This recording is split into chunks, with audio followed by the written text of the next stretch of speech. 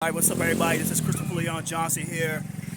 I'm outside on Jackson Heights, 34th Avenue, open streets, on between 94th and 93rd Street. So I'm here right now. You see here they're doing a lot of bike tune-ups and stuff like that here. They're doing a lot of bike tune-ups, and I'm gonna say this right now to everybody. You know, as much as they doing so-called free services here, free services for the people. There's a lot of things they leave out of what they don't tell their workers about how they get a lot of foundation money, like the Ford Foundation and the North Star Fund, and they get a lot of government support, especially from the U.S. Senator Chuck Schumer. Now, these guys have the right to make a living.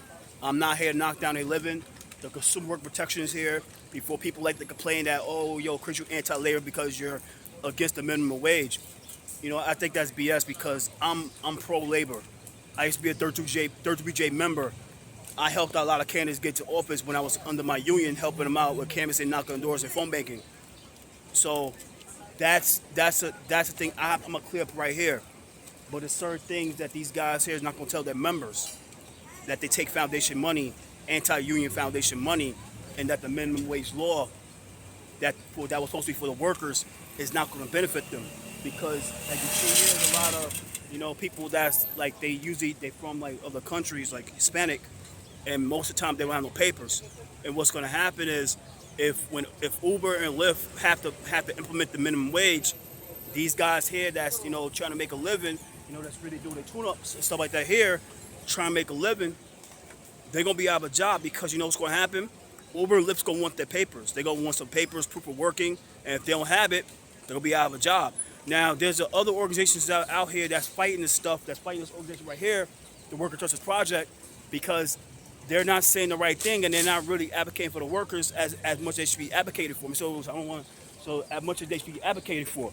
So that's the truth, and that's the real truth about what's going on within the political world, So, a lot of these elected officials, they're scared of them because they have a lot of political power and they have a lot of voter blocks, especially the Hispanic voter block. A lot of elected officials are scared of them, especially the Consumer Work Protection Chair for the City Council, Marjorie Velasquez. I think it's either she's scared of them or she's really stubborn to what's really going on and how these people operate. Like this is like as much as they give out the resources, and it's good to give out some resources so people can know their rights, and people have the right to know their rights about working, and especially in giving out this free tune-ups, because tune-ups cost a lot of money, and none of these guys can't afford to do a tune-up because I got to pick between eating food and doing tune-ups. It's a lot of things that they don't tell their work. They don't tell these guys and gals, man. It's all good. It looks good with the works. It's good with the resources, but they're not telling people the real lowdown of what they really about. And everybody know that these guys rely on tips. A lot of these guys and gals here, they rely on tips. And like I said, you put the minimum wage law in, it's not gonna, it's gonna cost a lot of guys and gals their jobs. So I'm not here to cause trouble. I'm not a troublemaker. I'm not here to do violent stuff or scream at them or go crazy, try to go viral. No, I'm just here to make a case of point. And I was at another rally. I was at a support somebody for somebody else. So I decided to come here because God works in mysterious ways. So I'm here right now. I'm about to go somewhere else, do another video. I just want to do a video around Corona, and God, is what it is. So I'm about to log off. I'm about to log off right here, and God is great, and I hope these guys are safe, and I pray for their safety every day, because even if they get hit by a car, they get hit by another driver, another rider, or if they was to get robbed or shot for their money. I don't want that to happen to none of these guys or anybody, even on my worst enemy.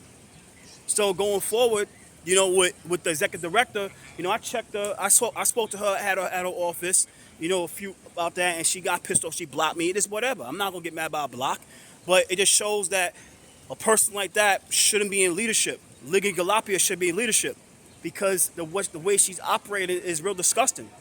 Don't want to answer questions, trying to be real vague of how you answer stuff, and you got these guys out here, and this is what it is. You know what I'm saying? So It just crazy. It just whatever. It's what it is. I think they should be audited. This organization right here should be audited because a lot of things they're not doing for their people.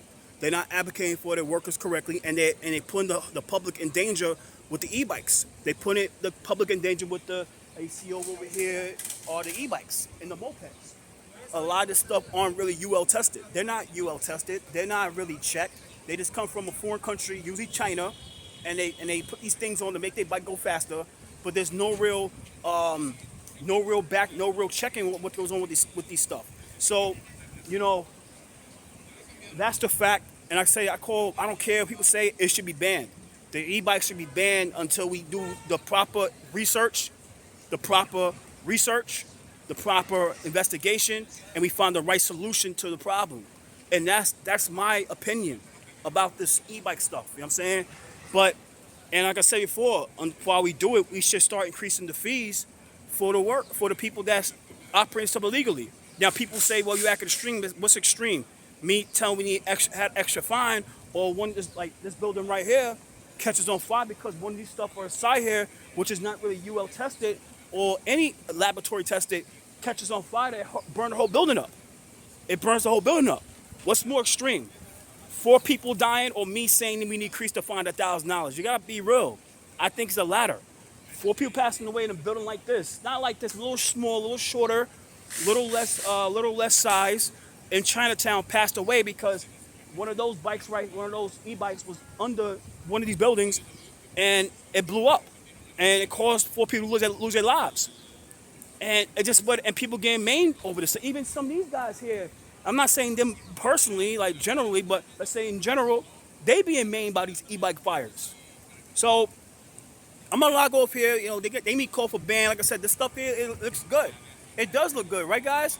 With the tune-ups and the resources, the water, the food. You know, they put in gasoline. It's free, but it's being real deceptive.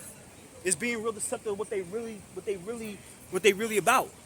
Don't let the free works fool you. And I'm gonna tell you right now about nonprofits. Don't let the works fool you. So I'm about to go somewhere else, and I hope you guys are safe. Like I'm about to leave right now. I'm about to go somewhere else and do it on a video, non-violently, not gonna confront these guys, because I'm not like, that's my heart. I'm not like that. So take care, everybody. Peace out.